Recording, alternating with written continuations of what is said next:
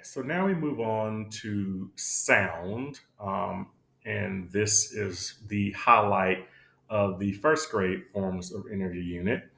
And our first misconception is that before a sound can be heard, the listener must first concentrate on it.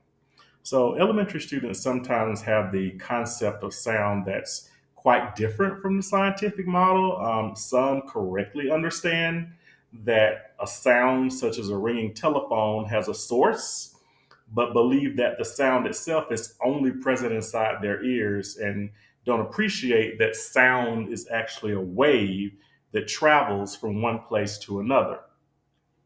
Now, children who do think of sound as traveling between the source and the listener often believe that the person doing the listening needs to be consciously focusing on the sound before they can hear it. This is the active listener model. If a listener is not present, then no sound can be heard. I know you know the old saying, if a tree falls in the forest and nobody's around to hear it, doesn't make a sound. Same concept here. Um, this misconception is similar to the idea that we have to actively look at something with our eyes in order to see it.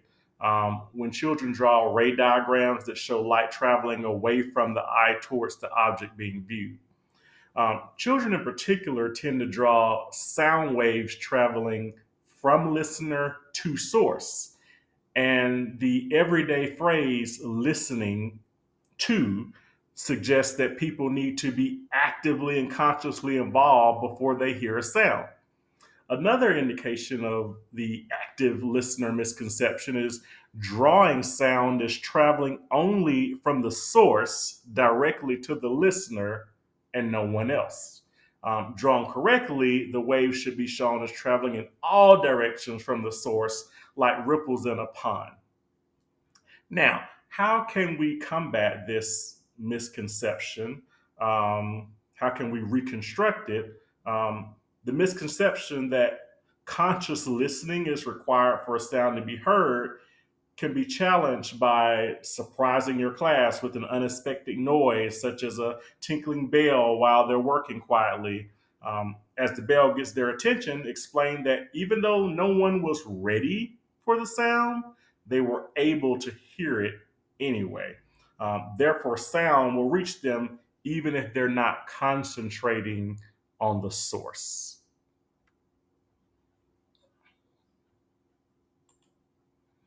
Another sound misconception that often pops up in elementary school is that sound cannot pass through materials.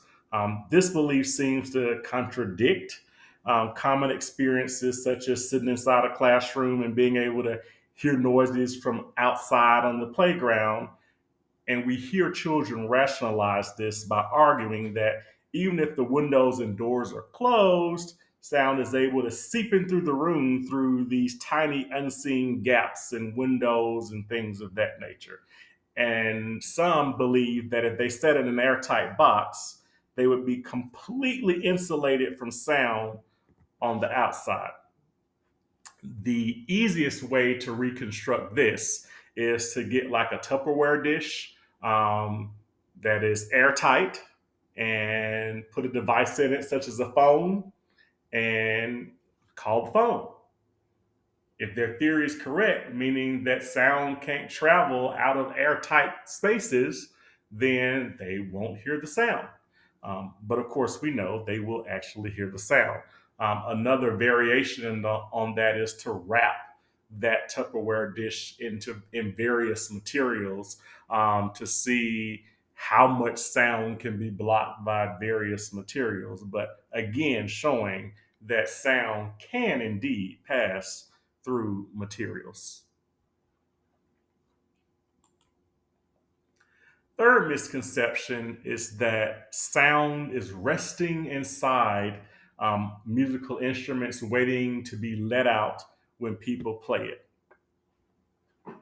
Now, although students may understand that sound is something that travels away from its source into other places, they can find it difficult to explain how the sound is generated at the source in the first place.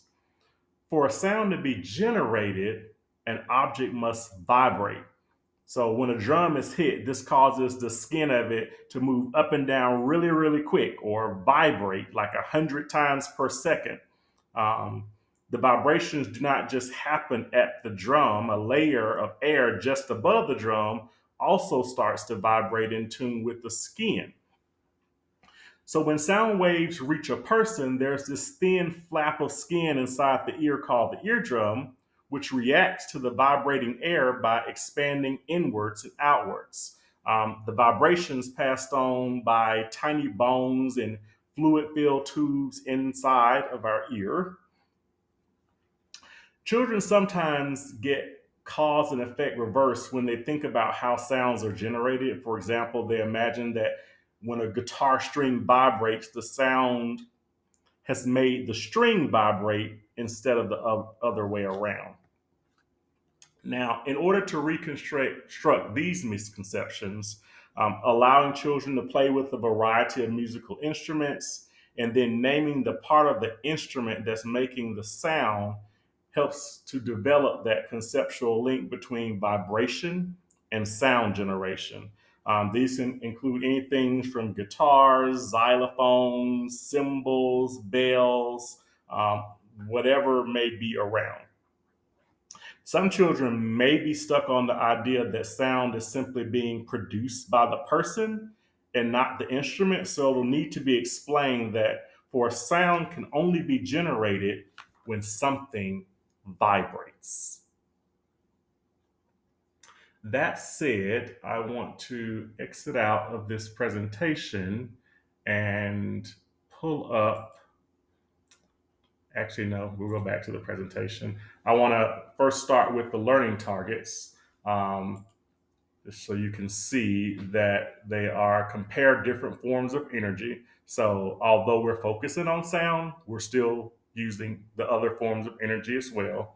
But the other three learning targets, of course, relate specifically to sound, demonstrate that sound energy is made by vibrating matter, explain that sound energy is made by vibrating matter, so demonstrate and explain, and then explain how different levels of sound energy are used in everyday life.